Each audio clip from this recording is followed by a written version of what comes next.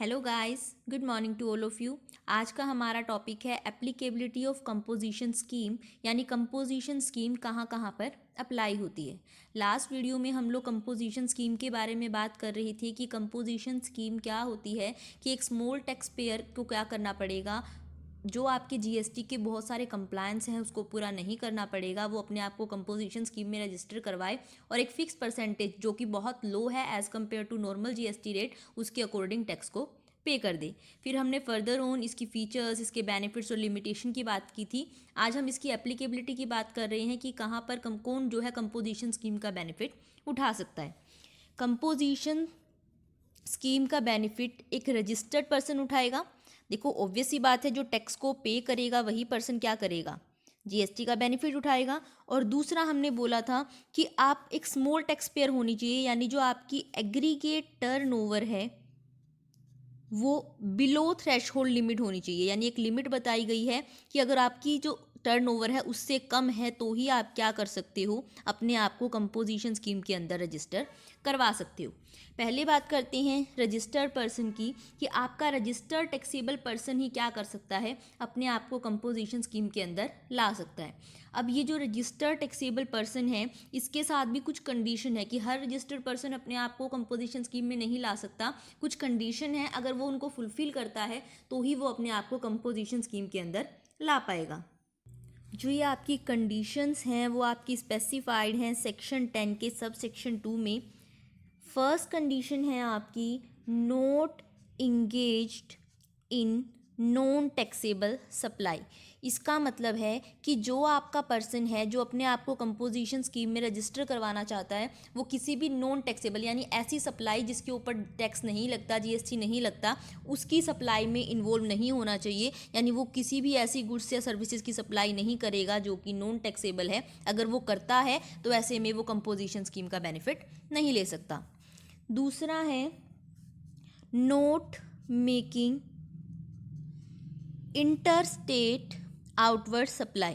हमने बात की थी लास्ट वीडियो में कि आपका कंपोजिशन स्कीम का जो होल्डर है वो क्या कर सकता है, सिर्फ इंट्रा स्टेट सप्लाई कर सकता है, वो अपनी स्टेट के बाहर नहीं जा सकता। तो ये भी एक कंडीशन है कि आप इंटर स्टेट आउटवर्ड सप्लाई में, यानी एक स्टेट से दूसरे स्टेट के बीच में सप्लाई नहीं कर सकते। अगर आप सप्लाई करते हो तो आप क्या हो जाओगे, कंपोजिशन स्कीम के लिए इनएलिजिबल हो जाओगे, यानी आप उसका बेनिफिट नहीं ले पाओगे। तीसरी है note supply goods through ECO, यानी इलेक्ट्रॉनिक कॉमर्स ऑपरेटर। देखो इलेक्ट्रॉनिक कॉमर्स ऑपरेटर जिस भी ट्रांजैक्शन में इन्वॉल्व होता है वो पहले ही टैक्स को डिडक्ट कर लेता है, पहले ही अपने पास रख लेता है। तो ये फिर कंपोजिशन स्कीम का मुद्दा ही क्या आएगा, जब पहले से ही टैक्स वो ही पे करने वाला है। तो जब भी क्या है, आपका जो सप्लायर है वो किसी भी तरीके से इलेक्ट्रॉनिक कॉमर्स ऑपरेटर के थ्रू बिजनेस कर रहा है, यानी अगर वो क्या कर रहा है, अपनी जो सप्लाई है वो इलेक्ट्रॉनिक कॉमर्स ऑपरेटर के थ्रू कर रहा है, ऐसे में भी वो कंपोजिशन स्कीम का बेनिफिट नहीं ले पाएगा। फोर्थ है नोट मैन्युफैक्चरिंग नोटिफाइड गुड्स। इसका मतलब क्या है कि आपकी कुछ गुड्स क्या हैं, आपकी गवर्नमेंट ने काउंसिल की रिकमेंडेशन पर नोटिफाई की हैं कि उनको मैन्युफैक्चर करने वाला प्रोड्यूसर कभी भी अपने आप को कंपोजिशन स्कीम में नहीं ला सकता। यानी वो गुड्स जिनको स्पेसिफाई करेगी गवर्नमेंट काउंसिल की परमिशन से कि उनके को यूज बनाने वाला कभी कंपोजिशन स्कीम का बेनिफिट नहीं लेगा, उन गुड्स को बनाने वाला भी नहीं ले सकता। एट प्रेजेंट जो मेनली नोटिफाइड गुड्स हैं वो है आपकी पान मसाला, टोबैको एंड आइसक्रीम। कि इन तीन चीज़ों को, और भी होंगी, मेनली ये तीन है कि इन तीन चीज़ों को बनाने वाला जो प्रोड्यूसर है वो कभी भी अपने आप को कंपोजिशन स्कीम के अंदर नहीं ला सकता। इसके अलावा भी जो भी गवर्नमेंट नोटिफाई करेगी गुड्स कि इनके को मैन्युफैक्चर करने वाला नहीं यूज़ कर सकता, वो नहीं कर पाएगा। यानी एक रजिस्टर्ड पर्सन जो इंगेज नहीं है नॉन टैक्सेबल सप्लाई में, जो इंटर स्टेट बिजनेस नहीं करता, जो इलेक्ट्रॉनिक कॉमर्स ऑपरेटर के थ्रू सप्लाई भी नहीं करता और ना ही इनमें से किसी गुड्स को मैन्युफैक्चर करता है, वही क्या कर सकता है, अपने आप को कंपोजिशन स्कीम के अंदर ला सकता है। यानी वही क्या है, एप्लीकेबल है for the composition scheme, eligible वही है। दूसरी हमने बात की एग्रीगेट थ्रेशहोल्ड लिमिट की, कि आपकी जो एग्रीगेट टर्नओवर है वो थ्रेशहोल्ड लिमिट से नीचे होनी चाहिए। एग्रीगेट टर्नओवर क्या है उसको भी हम अभी डिस्कस करेंगे। पहले बात करते हैं कि क्या थ्रेशहोल्ड लिमिट बनाई गई है कि कितनी टर्नओवर से हमारी कम होगी टर्नओवर तो हम अपने आप को रजिस्टर करवा पाएंगे। पहले बात करते हैं in case of manufacturer of goods, यानी गुड्स को बनाने वाला, उनका डीलर या फिर कोई रेस्टोरेंट वाला। बट इन रेस्टोरेंट वालों में वो रेस्टोरेंट इन्वॉल्व नहीं है जो अल्कोहल को सर्व करते हैं, यानी जहाँ पर अल्कोहल भी बेची जाती है उन रेस्टोरेंट को छोड़कर बाकी सारे रेस्टोरेंट गुड्स को मैन्युफैक्चर करने वाले या उनमें डील करने वाले, उनके लिए आपकी स्पेशल कैटेगरी स्टेट्स हैं। देखो, जो आपकी अरुणाचल प्रदेश है, चलो मैं पूरा लिख देती हूँ, अरुणाचल प्रदेश, मणिपुर, मेघालय, मिजोरम, नागालैंड, सिक्किम, त्रिपुरा एंड उत्तराखंड, इनके लिए जो आपकी लिमिट है, थ्रेशहोल्ड लिमिट है, वो है आपकी 75 लाख। यानी अगर आपकी टर्नओवर 75 लाख से नीचे होगी तो ही आप क्या कर पाओगे, कंपोजिशन स्कीम का बेनिफिट उठा पाओगे। इसके अलावा जितनी भी स्टेट बच गई उनके लिए जो लिमिट है वो है आपकी 1.5 करोड़। यानी अगर आपकी जो टर्नओवर है 1.5 करोड़ से नीचे होगी तो आप क्या कर सकते हो, कंपोजिशन स्कीम का यूज़ कर सकते हो। देखो, वैसे तो 3 स्टेट और हैं आपकी स्पेशल कैटेगरी में जो आती हैं, Assam, Himachal Pradesh and Jammu and Kashmir, but फिर भी चाहे ये आपकी स्पेशल स्टेट ही हैं, स्पेशल कैटेगरी स्टेट, इनके लिए लिमिट भी आपकी 1.5 करोड़ है। सिर्फ जो ये हैं 8 स्पेशल कैटेगरी स्टेट, इनके लिए 75 लाख है। बाकी ये जो 3 बच गई इनके लिए, और बाकी जितनी भी स्टेट हैं सबके लिए 1.5 करोड़ है, अगर हम बात करें गुड्स की और उन रेस्टोरेंट की जहाँ पर अल्कोहल सर्व नहीं होती। दूसरा,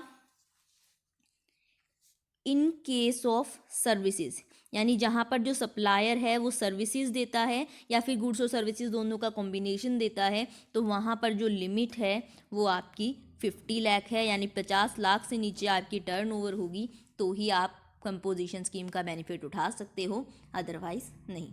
अब बात करते हैं इस एग्रीगेट टर्नओवर की। हमने बोला गुड्स के केस में इन 8 स्टेट में 75 लाख से कम, बाकी में 1.5 करोड़ से कम, और सर्विसेज के केस में 50 लाख से कम आपकी टर्नओवर होनी चाहिए। अब इस टर्नओवर में क्या क्या इंक्लूड होगा,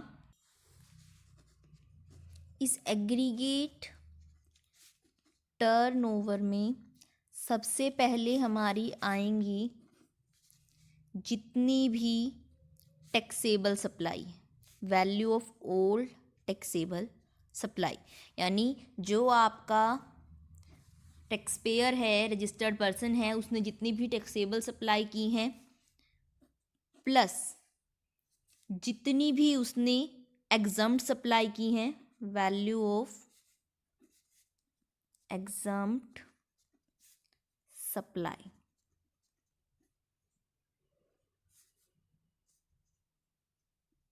प्लस उसके पिछले फाइनेंशियल ईयर की बात कर रहे हैं हम कि पिछले फाइनेंशियल ईयर में उसकी एग्रीगेट टर्नओवर नीचे होनी चाहिए, उसमें जितनी भी उसने पिछले साल टैक्सेबल सप्लाई की, प्लस एग्जम्प्ट सप्लाई की, प्लस जितना भी एक्सपोर्ट किया गुड्स और सर्विसेज का, गुड्स का सर्विसेज का या फिर दोनों के कॉम्बिनेशन का, वो भी इंक्लूड होगी। इसके साथ साथ डिस्टिंक्ट पर्सन एक होते हैं कि आपने क्या है, सेम पैन के अंदर रजिस्टर डिफरेंट एंटिटी। शायद हमने पहले भी बात की है कि अगर क्या है, आप चाहो तो एक ही स्टेट में मल्टीपल रजिस्ट्रेशन ले सकते हो अलग अलग बिजनेसेस के लिए, या फिर आप डिफरेंट स्टेट में भी अलग अलग रजिस्ट्रेशन ले सकते हो अलग अलग बिजनेस के लिए। तो एक पर्सन के डिफरेंट रजिस्ट्रेशन जब होते हैं तो सबके लिए पैन नंबर तो एक होगा, तो उनको हम बोलते हैं डिस्टिंक्ट पर्सन। तो अगर क्या है, सेम पैन के अंदर रजिस्टर्ड डिफरेंट पर्सन ने इंटर स्टेट सप्लाई की है, यानी आप जिस बिज़नेस के लिए की बात कर रहे हो उससे अलग किसी बिज़नेस में आपने इंटर स्टेट सप्लाई की थी, वो भी यहाँ पर इंक्लूड होगी। यानी जितने भी पैन सेम पैन के अंदर बिजनेसेस हैं सभी की सप्लाई की हम बात कर रहे हैं, सबकी टैक्सेबल सप्लाई इंक्लूड होंगी। एग्जाम सप्लाई जितनी एक्सपोर्ट किए हैं, जितनी इंटर स्टेट सप्लाई की है, ये सारी की सारी क्या की जाएंगी, इंक्लूड की जाएंगी। सिर्फ इसमें क्या नहीं इंक्लूड होगा कि अगर क्या है कोई आपने रिवर्स चार्ज के अंदर, यानी जिस पर टैक्स आपके सप्लायर को देना चाहिए था लेकिन आप वो रजिस्टर्ड नहीं था इसलिए आपने टैक्स दिया है, वो इंक्लूड नहीं होंगे। इसके साथ साथ अगर आपने जीएसटी के अंडर ही कोई और टैक्स पे किया है, यानी एसजीएसटी किया है या यूटीजीएसटी किया है, तो वो सब इंक्लूड नहीं होंगे। यानी value of old taxable supply plus exempt supply plus export value plus inter state supply value minus reverse charge वाले एंड माइनस जो आपने पे किए हैं किसी और जीएसटी के टैक्स के अंदर या उनसे रिलेटेड सेस, तो जो आपका टर्नओवर आएगा वो निकलेगा आपका एग्रीगेट टर्नओवर। तो जो यहाँ से वैल्यू निकलेगी वो उस लिमिट से कम होनी चाहिए, यानी आपकी सप्लाई सर्विसेज के केस में 50 लाख से कम और गुड्स के केस में आपकी 75 लाख या 1.5 करोड़, जो भी पर्टिकुलर स्टेट है उसके अकॉर्डिंग, अगर उससे नीचे है तो ही आप अप्लाई कर सकते हो कंपोजिशन स्कीम के लिए। वैसे तो देखो हम लोगों ने ये बात कर ली कि स्कीम कहाँ एप्लीकेबल होती है, तो ये ऑब्वियस हो गया कि जहाँ पर वो सारे रूल्स फॉलो नहीं हो पाएंगे वहाँ पर आपकी स्कीम एप्लीकेबल नहीं हो पाएगी। फिर भी एक बार 2 मिनट देकर हम एक बार दोबारा बात कर लेते हैं कि ये स्कीम कहाँ कहाँ पर एप्लीकेबल नहीं होगी, इससे आपका वो पोर्शन भी रिवाइज हो जाएगा। सबसे पहले सप्लाई ऑफ सर्विसेज। वैसे तो हमने अभी बात की सर्विसेज भी आपकी अलाउड होती हैं, बट जो आपकी सर्विसेज हैं वो आपकी टर्नओवर, जितनी हमने एग्रीगेट टर्नओवर की बात की, आपकी टोटल टर्नओवर के 10% से ज़्यादा सर्विसेज नहीं होनी चाहिए, या फिर 5 लाख रुपए। 10%, 10% ऑफ टर्नओवर और 5 lakh, whichever is higher, दोनों में से जो भी हाई होगी, यानी मैक्सिमम से मैक्सिमम आपकी 5 लाख तक हो सकती है। और अगर आपकी मान लो टर्नओवर 4 लाख है तो 4 लाख का कितना हो गया 10%, 40,000। चलो 4 लाख नहीं 40 लाख लगाओ, 40 लाख आपकी टर्नओवर है तो आपका क्या हो गया 4 लाख। 4 लाख और 5 लाख में से जो हाई है यानी 5 लाख। अगर यही टर्नओवर आपकी 60 लाख होती तो आपका 10% बनता 6 लाख, तो 6 लाख और 5 लाख में से जो भी हाई है, यानी आपकी जितनी भी टोटल टर्नओवर है उसका 10% या फिर 5 लाख, दोनों में से जो भी हाई होगा मैक्सिमम उतनी ही सर्विसेज की आप सप्लाई कर सकते हो। उससे ज़्यादा सर्विसेज की सप्लाई होगी तो आप कंपोजिशन स्कीम एप्लीकेबल नहीं करवा सकते। दूसरा है non taxable supply of goods. Applicability में हमने बात की थी कि आपको क्या करनी है, सिर्फ टैक्सेबल सप्लाई की करनी है कंपोजिशन स्कीम के अंदर आने के बाद सप्लाई।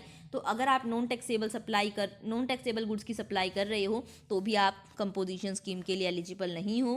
थर्ड है मेकिंग इंटर स्टेट सप्लाई, कि अगर आप इंटर स्टेट बिजनेस कर रहे हो, क्योंकि आपकी कंपोजिशन स्कीम में सिर्फ इंट्रा स्टेट सप्लाई अलाउड है, तो अगर आप इंटर स्टेट सप्लाई कर रहे हो तो भी आप कंपोजिशन स्कीम के लिए नॉन एप्लीकेबल हो।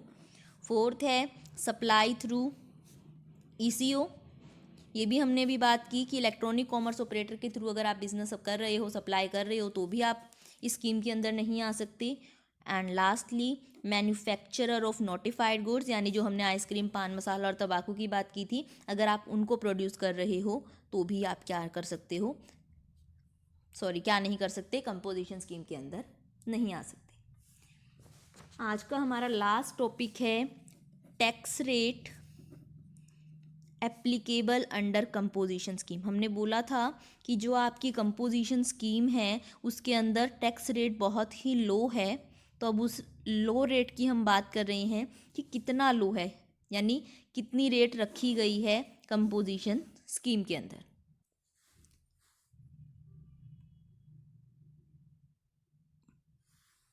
फर्स्ट है आपकी फॉर मैन्युफैक्चरर,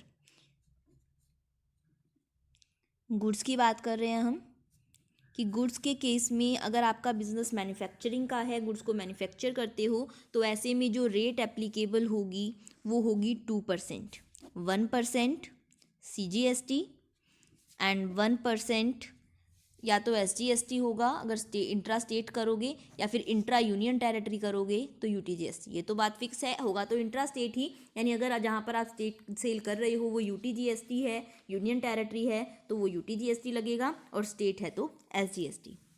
दूसरा है अगर आप सप्लायर हो, मैन्युफैक्चरर नहीं हो, सप्लायर हो, किसके, खाने के सामान के, ड्रिंक के, जो ह्यूमन कंजप्शन के लिए यूज़ होती है विदाउट अल्कोहल, यानी यहाँ पर अल्कोहल की हम बात नहीं कर रहे, अल्कोहल को छोड़कर बाकी जितनी भी आपकी ड्रिंक्स हैं या फिर फूड है,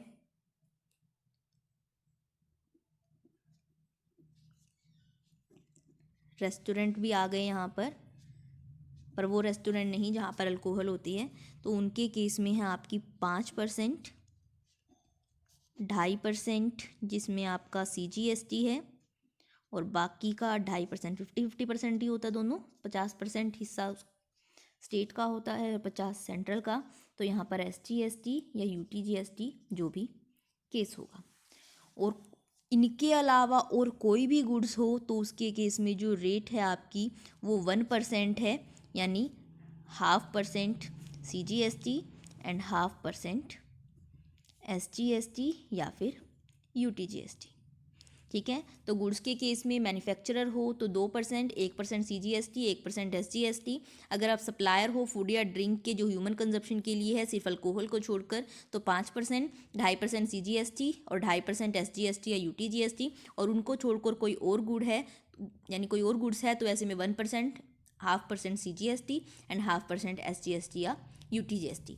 अब बात करते हैं सर्विसेज के बारे में। तो जो सर्विसेज के बारे में रेट है वो आपकी 6% है, जिसमें आपकी यानी कोई भी सर्विस हो उसके लिए 6% है, 3% जिसमें आपका CGST है और 3% SGST या फिर UTGST। तो रेट हो गई 2%, 5%, 1% और सर्विसेज के केस में 6%। आज के लिए इतना ही डिस्कस करते हैं, आगे नेक्स्ट वीडियो में बात करेंगे। अगर वीडियो पसंद आई हो तो चैनल को सब्सक्राइब और वीडियो को लाइक ज़रूर करना। Thank you.